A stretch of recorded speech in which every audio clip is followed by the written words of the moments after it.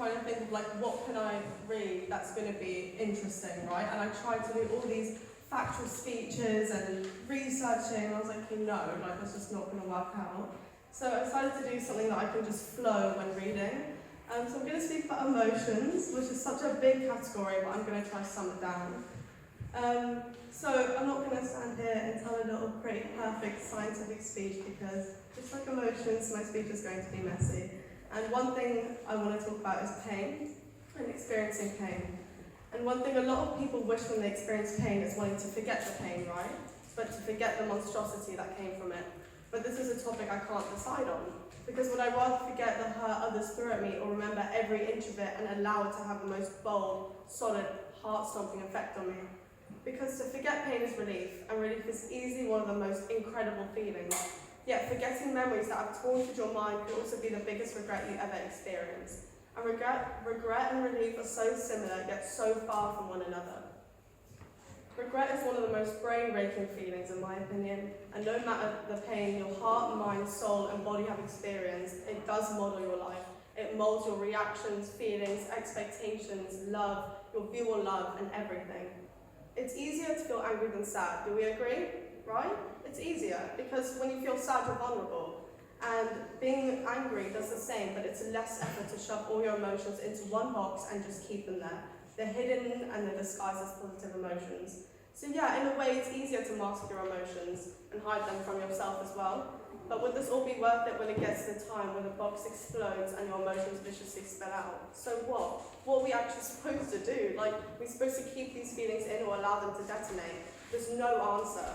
Coping is the strangest thing in society. How we all behave in response to the feelings inside us that we no longer can keep in or ignore. Feelings are such a vital part of surviving, so how do we live with them? How are we supposed to cope with them in a way where we don't get judged from everyone else around us? So one thing I feel so strongly about is, why is pain been put in the category of a bad emotion? To be able to even have the capability of feeling that way is immensely powerful. To have the ability to have those feelings rupture through your core provides you with the only thing you need: humanity. It portrays your humanity. Emotions are put into a cage with a tag on it that says, "Do not touch." But why? Why has society made us feel guilty for having the most natural human experience? Why do we get judged for crying in raging anger or screaming at others in response to being in treacherous pain? Why hide the reason behind our out-of-pocket reaction to something?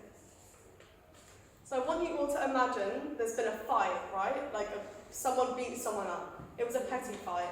The news videoed it all, and they would explain the fight in technical perspectives of the situation. But what about the emotional part of it? What about the emotions that were roaring vigorously through the person, and why so? Yes, they did a bad thing, but let's not forget the emotion that came with it. I'm not sticking up for the abuser in this situation, but the emotion that gets ignored, and the emotion that would be dismissed in this. Dismissed out of the expectation of us as humans to be perfect, and follow a silly little rulebook when emotions don't come with the rulebook in the first place. I cannot comprehend why we have been brainwashed to be ashamed of our emotions, when without our emotions we can't find ourselves, our passion, our hatred for things, our love for things. Without our emotion, we are hollow bodies and we aren't who we are. If you want to shout, you should shout. Once again, it may not necessarily have a good outcome, but it will allow you to let go and utterly fly comfortably within yourself to see that when you feel things, you should be allowed to express them without the fear of being judged. As long as you're making an effort to try and understand your emotions to the point where you don't feel like shouting them anymore. To the point where that box that lies in your head cramped up with all these different feelings is completely empty. A saying a lot of people like to use is, "You are not your emotions," right? But why? Why would we turn a blind eye to any emotion that isn't happiness? Does it make you uncomfortable? Does it? Like, you are your emotions. Yeah, you may sometimes be mellowing low, depressive, and sad and angry, but why are those emotions frowned upon? Why can't you be low and not also full of light and immaculately happy and bright? You don't have to separate yourself into two because you feel things. You may not be the actions of your emotions, but be proud of your mind for learning an impeccable skill to express such feelings of emotion, to embrace them too, and to embrace everyone else's. You should be able to cry and feel like glass without feeling nervous of the people around you that might laugh. You should be able to scream without piercing eyes at you that are staring at you in a discombobulated way. I want to break the idea that the only emotion you can show is happy.